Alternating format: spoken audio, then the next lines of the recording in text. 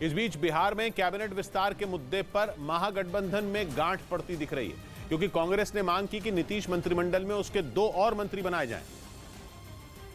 लेकिन नीतीश ने खुद फैसला न लेकर गेंद तेजस्वी के पाले में फेंक दी। तो कांग्रेस और उनको दोनों को बैठ करके तय कर लेना पड़ेगा और करके जो बता देंगे, जिस पर कांग्रेस का पारा चढ़ गया, क्योंकि कांग्रेस चाहती है कि फैसला नीतीश लें, न कि तेजस्वी। तेजस्वी जी का कैबिनेट है कि नीतीश जी का कैबिनेट है? पेच फंसाने वाली बात यह है कि तेजस्वी कह चुके हैं कि फिलहाल बिहार में मंत्रिमंडल का विस्तार नहीं होने वाला, जबकि कांग्रेस अपने कोटे से 2 मंत्री बढ़ाने की मांग कर रही है और बीच में फंसे नीतीश कोई फैसला नहीं ले पा रहे। उल्टा उन्होंने तेजस्वी का नाम लेकर कांग्रेस को गुस्सा दिला दिया और बिहार में महागठबंधन में महाभारत शुरू हो गई, जिसने बीजेपी को विपक्षी एकता पर सवाल खड़े करने का मौका दे दिया। उधर समाधान यात्रा कर रहे बिहार के सीएम नीतीश कुमार को औरंगाबाद में लोगों के गुस्से का सामना करना पड़ा, जिनमें एक ने उन पर टूटी हुई कुर्सी फेंक दी। हालांकि नीतीश कुमार को कोई चोट नहीं लगी और वो बाल बाल बच गए। भीड़ की ओर से फेंकी गई टूटी हुई कुर्सी बिल्कुल उनके सामने से निकली। बताया गया कि नीतीश को कुछ लोग अपनी समस्याएं बताना चाहते थे, लेकिन सुरक्षा कर्मियों ने उन्हें रोक दिया। इसी बात से वो नाराज हो गए।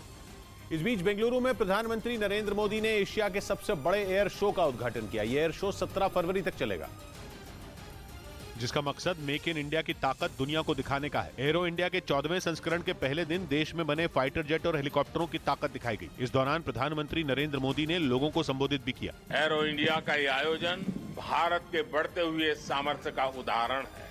17 फरवरी तक चलने वाले इस एयर शो में रक्षा क्षेत्र से जुड़ी देश और विदेश की कई कंपनियां हिस्सा लेंगी। उधर फिलीपींस ने आरोप लगाया कि अमेरिका से उसकी दोस्ती पर चीन इतना चिढ़ा बैठा है कि उसने दक्षिण चीन सागर में फिलीपींस के कोस्ट गार्ड पर लेजर अटैक ही कर दिया। दक्षिण चीन सागर वो जगह है जिसे चीन अपनी जागीर समझता है और उस दक्षिण चीन सागर में फिलीपींस के कोस्ट गार्ड के एक जहाज को देखते ही चीन ने उसे तंग करना शुरू कर दिया।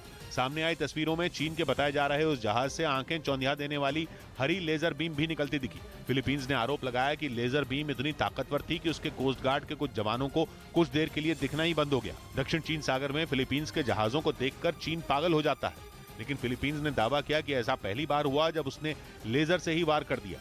फिलीपींस ताइवान के दक्षिण में है और उसके पश्चिम में ही दक्षिण चीन सागर भी है। इस महीने की शुरुआत में फिलीपींस ने एक डील के तहत अपने 4 और सैन्य अड्डों पर अमेरिका की सेना की तैनाती को मंजूरी भी दी है। ऐसे में अगर चीन ने ताइवान पर हमला किया तो अमेरिका भी उसे तगड़ा जवाब देगा। यही वजह है कि चीन आग बबूला है और ऊपर से पिछले हफ्ते ही अमेरिका ने दक्षिण चीन सागर में सैन्य अभ्यास भी कर डाला, क्योंकि वो इस समंदर पर चीन के दावे को नहीं मानता। यानी अमेरिका ने चीन के जख्मों पर नमक छिड़क दिया। इसलिए अमेरिका को चेतावनी देने के लिए चीन ने भी अपने लगभग 2 दर्जन विमान और पानी के जहाज ताइवान स्ट्रेट में घुसा दिए और अमेरिका और ताइवान को धमकी दी कि वो उसके इलाके से दूर रहे।